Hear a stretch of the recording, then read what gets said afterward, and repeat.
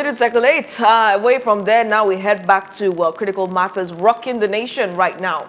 Now, ahead of his court appearance today at the Federal High Court in Abuja, detained IPOB leader Mazi Nnamdi Kanu wrote to the U.S. President Donald Trump alleging a hidden genocide against Judeo-Christians in Nigeria's southeast. He claimed in his letter that his terrorism trial is politically motivated and called for U.S. support for a supervised referendum on self-determination. We're joined now virtually from Rivers State by Dr. Fineface as we assess possible fallout of this strongly worded letter by the detained IPOB leader while in SSS custody in Abuja.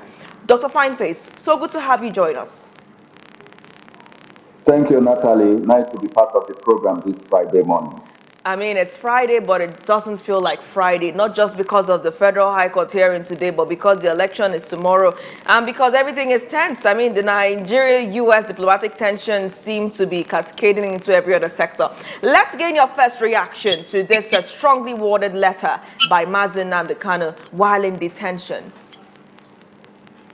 Yeah, it's important because Mazi Nnamdi Kanu is someone that, his issue is a global issue, not just national issue, but a global issue. Lots of people are aware of the situation that he has found himself in detention over time. The trial is going on, but not as expedited as possible, and he has entered a no-case submission. And as it is now, he is feeling that he ought to have been released.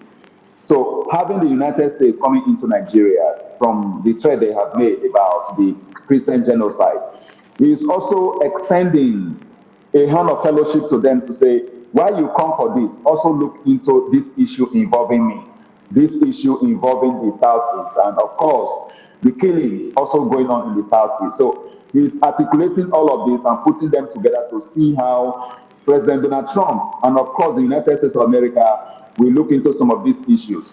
But the challenge here is that Nigeria is a sovereign state.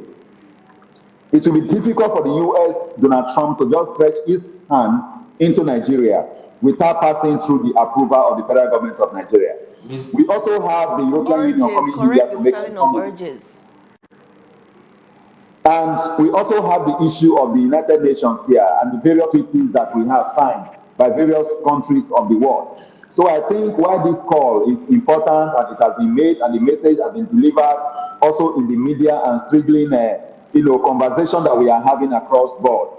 It is important for us to note that what the U.S. can do in this case is very limited because it requires the ratification of the federal government of Nigeria before the U.S. and President Trump can come into Nigeria to take any action to the extent that, Mazi Nnamdi Kanu may expect it to happen.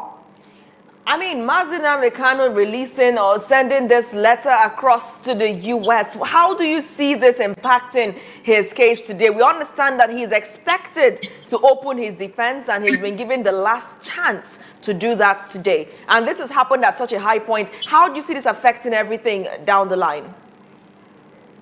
Well, I don't think it will affect anything in court today. Whatever it is that was supposed to go on in court today will go on in court today. What the letter is saying, the letter is mere advocacy, it's advocating for this to happen, calling for the U.S. to influence Nigeria to address some of these issues.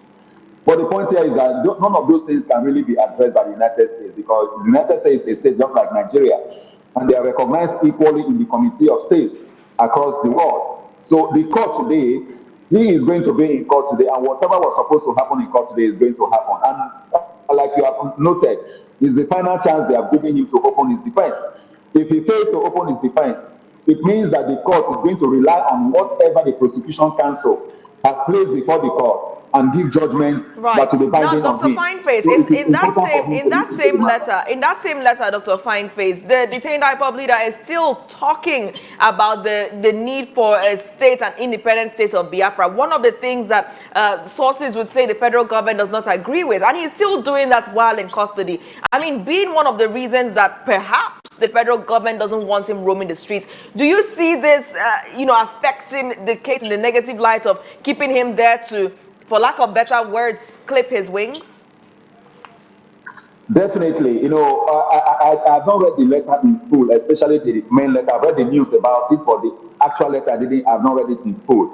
Now, the point is that if in that letter he is insisting on the sovereign state of Biafra, it means that it is going to affect his trial because the prosecution counsel is going to file this very letter in court against him because some of the issues he has raised in this letter touches on some of the things that they have been saying. I'm mentioning in this letter that, look, I insist on the sovereign state of Biafra. It means that despite his arrest, despite his detention, and is being charged to court, sorry, that he is unrepentant and is still going to insist on what he has been standing on. So this is going to affect him, and it's also going to affect his possible All release. right. So Because we have been talking about let's now look at the fourth point in the letter that he raised, because you've not been able to see that. So let me send you the fourth point. I will just read it out now. The fourth point because he said the main header there was, you said America will act. Now is the moment. So he urged, of course, a number of things, and the fourth point is support an internationally supervised referendum on self-determination for the Igbo people, the only peaceful path to ending this cycle of violence as affirmed by the African Charter on Human and People's Rights. What can we take from that? Is that going to be described as a fresh agitation or a continuation of the agitation? I think it is more of reiterating and emphasizing the agitation that he has been on and for which we all know.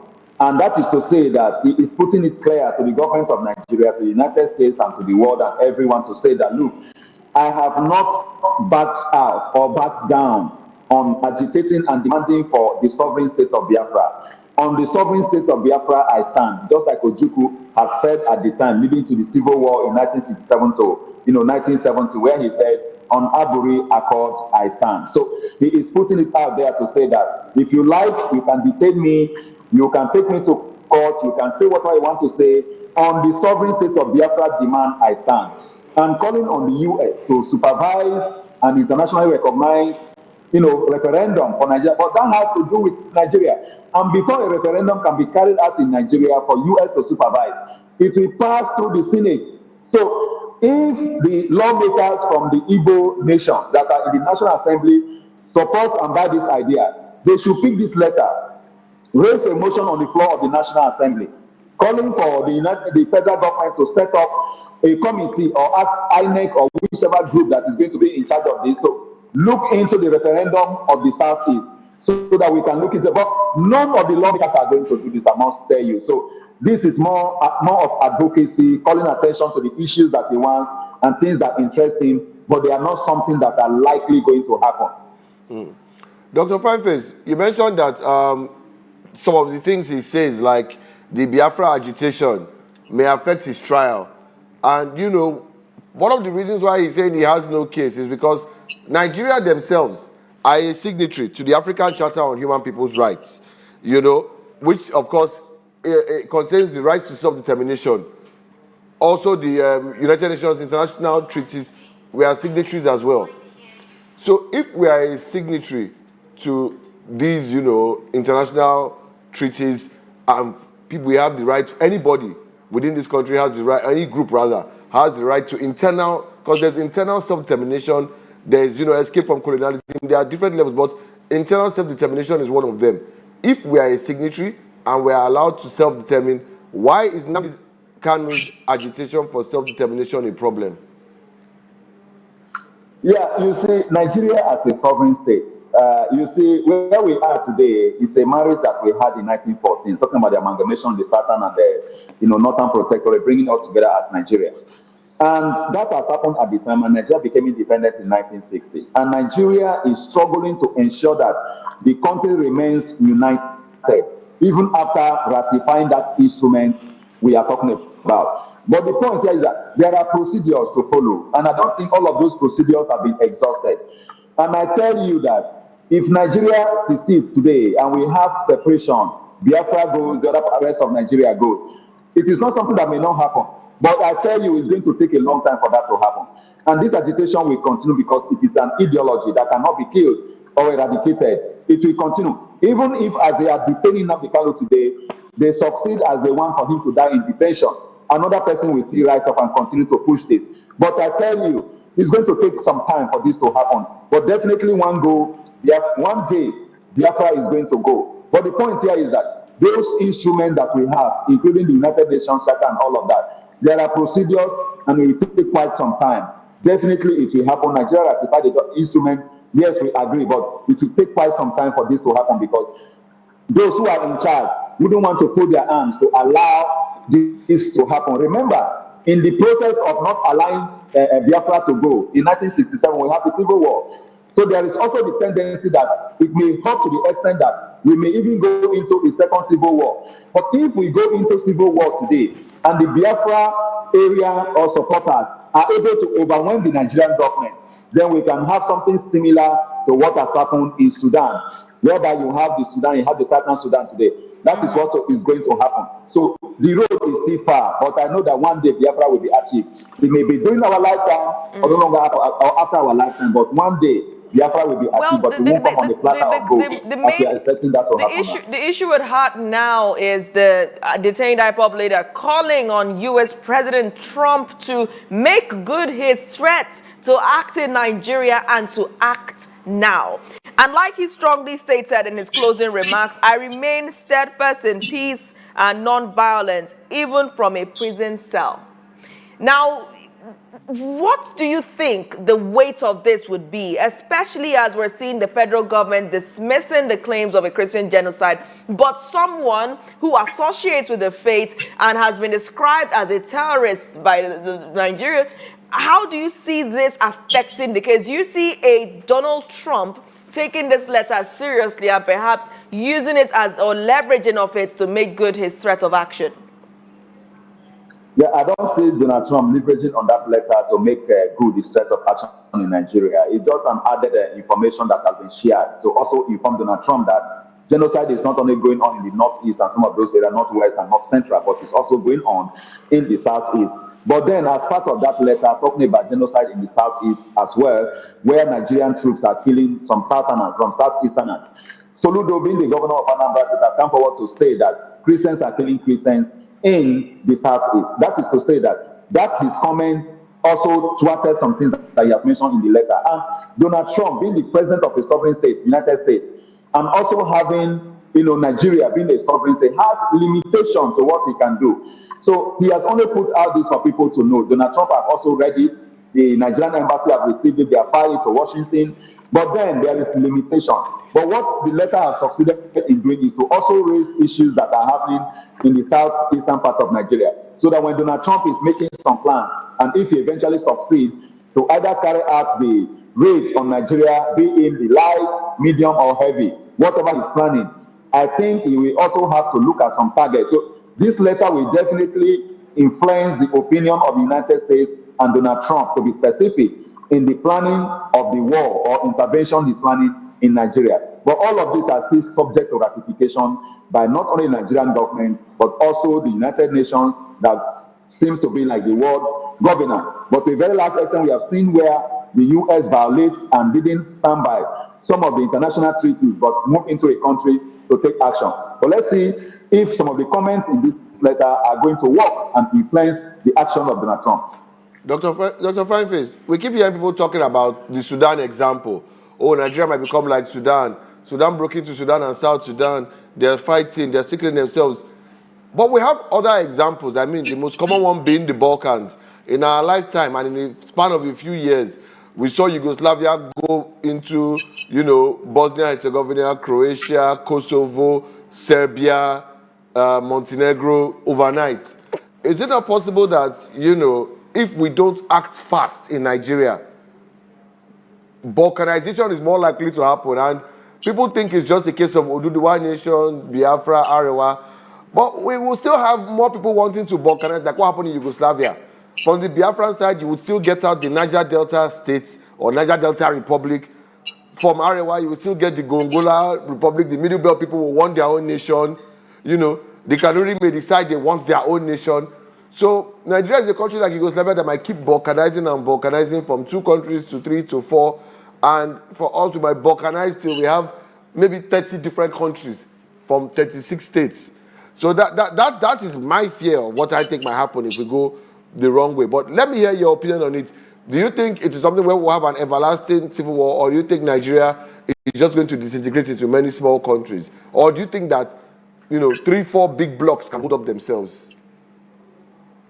Yeah, Nnamdi, I think the situation here is complex. And I must say that many ethnic groups in Nigeria are trying to balkanize and go their separate way. But that is not going to be very easy. And one of the reasons why that won't be very easy is that those who control the center are those who don't want the Niger Delta or the Southeast to go, because the resources that sustain the country come from this area. But now the point is this. I think that one of the ways to go about it is to really ensure that parties to the agitation for separation really come together, articulate their issues, and then come with a common front. In as much as we begin to have multiple ethnic nationalities wanting to go, they are going to be weak to be able to fight the central government. Remember, for you to really be able to control the center, you must do as much as you can to ensure that you have some people at the center that will help you to achieve it. Now, even as we speak, army recruitment is going on. How many Southerners are even moving into the army to see how they can get to that level and begin to control the center? The people you want to cut out from in the north, they are in major control. They are majorly in the army and most of the armed forces, and they are controlling everything there. So all of this is going to be very difficult. But I know that it is achievable over time. So I think that we need to be articulated, come together, pull our resources together, pull our intellectual capabilities together, and ensure that we really focus on achieving this. The first breakage that may happen in Nigeria's decision is going to be the Biafra decision, because that is the foremost of the struggle that we have in Nigeria today. Any other ethnic nationality we have to queue behind. And I tell you, Nigeria may not break more than once for the next 200 years. What might happen within now and the next 200 years is that Biafra can go. But then other ethnic nationalities being able to achieve that kind of organization is going to be a very difficult thing to achieve. All right, Dr. Fineface. Now, final question. We understand the gravity of this conversation. We understand the gravity of a U.S. military action in Nigeria. We understand the strength of the U.S. compared to Nigeria. We understand the personality of U.S. President Donald Trump. Dr. Fineface, do you think that Nigeria will ever be able to reel out of the aftermath of such an intervention, especially if, like Nnamdi pointed out, things continue to, spiral out of control within the different religions, the different tribes? Do you see Nigeria imploding in the aftermath of such an intervention? Because you even have pundits saying that no Nigerian would want to see another civil war take place because of the number of lives lost. Can we handle the aftermath of such an action? It will be difficult, Natalie, I must say. Nigeria will find it very difficult to handle the aftermath of U.S. intervention in Nigeria militarily, because Nigeria is a poor country. Nigeria is a weak country. If you even check the budget of the Pentagon, which is, the Nigerian, the U.S. Army, headquarters, it's more than even the budget of Nigeria as a country. So we cannot withstand it, I must say. That is why, in a way, I must commend the federal government, how they have been calm, handling the matter technically to see what they can do, because they know quite well that they cannot handle U.S. intervention in Nigeria. The recommendation that have been submitted to Trump now, whether it's going to be light intervention, medium, or heavy, Nigeria cannot even withstand the aftermath of the light intervention in Nigeria, because we do not have anything to use and withstand the United States of America. We don't even have good functional air defense system that can withstand whatever visible aircraft that the U.S. can send into Nigeria.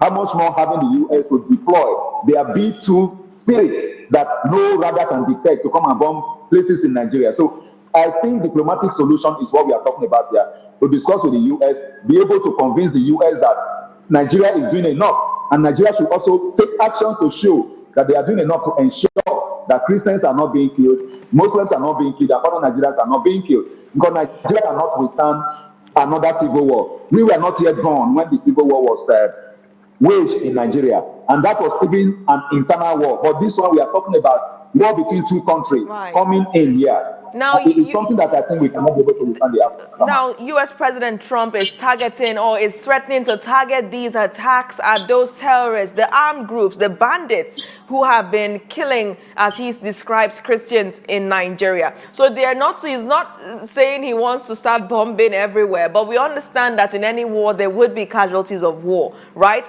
So, I mean, judging by this perspective, do you still see the aftermath being just as grave? I still see it to be grave, but not let me tell you, the Boko Haram war going on in Nigeria, the killing of Christians that we are talking about and they are talking about here, it's not something that you see a group of people somewhere that are gathered, well organized, you can go there and bomb them. No, this is like a guerrilla warfare. Boko Haram is not written on the face of anybody. You don't see them gather anywhere. They periodically attack their, soft targets and kill people when people are not expecting. So the point here is that the US may target some areas that they feel Boko Haram are gathered, bandits are gathered, but before you know, ordinary people will be caught up in some of this. So the point here is, you are not targeting like, the Nigerian Army formation or Air Force formation or, the Nigerian police formation. You are talking about targeting people that are not gathered anywhere. Just a few areas, they say Sambisa Forest. The Sambisa Forest is not even as thick as the forest we have in the east and southern Nigeria. How much more being able to see where they gather to bomb them? Remember, since this discussion started, they have also gotten information and they are nowhere you can easily get them and bomb directly. So you will only target areas that you feel Boko Haram is operating. Before you know, casualties will begin to come out of those places and victims and people that are not out begin to come out. Which state are they going to bomb? Is it Borno? Is it Zamfara? Or is it Yobe or Adamawa? That's right. Let's look at all of these issues. All right. Now, final question. I don't know how many times I've said final question in this conversation, but I promise you, Dr. Fineface, this is the last question. All right? I mean, looks like we have so many last chances in Nigeria, last chances at the Federal High Court, last chances for the presidency, and now last chances for us here on the morning show. Where do you think the Nigerian government should direct its attention to at this point? Should it continue to talk about diplomacy or should it be doing something else? What would be your advice to the President of the Federal Republic of Nigeria, Bola Ahmed Tinubu? What President Bola Ahmed Tinubu should do at this point in time is that he has been called out by the United States of America and President Trump. He has been called out here. The statement coming from there is that there is Christian genocide in Nigeria, and Nigeria has been described as country of particular concern, CPC. What the president should do now is to convince the US otherwise to say that there is no Christian genocide going on in Nigeria. How are they going to go about it? The federal government of Nigeria and President Bola Ahmed Tinubu should come out with facts and figures, stating clearly those who have been killed at least over the past 10 years. How many were Christians? How many were non-Christians? Steps that his government took, successive government have taken to address the issue. Steps that he is taking to address the issue. All of this should be articulated into a report that should be passed on to President President Trump and the US government. And then a copy of that is used by the diplomats to talk with the United States. That is the only way out here. The government of Nigeria must be able to convince Trump and the entire world otherwise that what Trump has said is not true. And that has to be done with facts and figures. So unless that is done, then the current threat from the United States to bomb Nigeria or attack targets in Nigeria is likely inevitable. All right, Dr. Fineface, can I ask one last one then? One last one. Circling back to the subject. If Mazi Nnamdi Kanu refuses to open his defense today, having been issued his last chance, what do you think would happen? It's very clear. When you refuse to open your defense in the court, then the court will rely on the prosecution team to give judgment. Whatever the prosecution has presented before the court will be taken by the court as true, that everything they have said is true. And they will now base on those documents and facts that we provided and give judgment. And that judgment is going to be more devastating on Nnamdi Kanu than when he would have opened his defense. Because when you open your defense, you are able to provide alternative, facts to counter some of the things that they have said against you. But when you fail to open your defense, it means that you have admitted that everything they have said about you is All right. true and correct. Dr. And the court Feinberg. should base their judgment on that. We're out of time, but we'll continue to monitor the developments at the Federal High Court, and of course in subsequent bulletins we'll be sure to, of course, bring everyone up to speed. Thank you once again for joining us on the show this morning. Thank you for having me. Now, when the morning show returns, we'll be taking a quick drive to Anambra State, where we'll be looking at the chances of candidates. As of course, we know that tomorrow, all of the voters in the state will be heading to their various polling units in their various local governments to cast their votes to choose who would govern Anambra for the next 4 years. The show returns shortly. Don't go anywhere.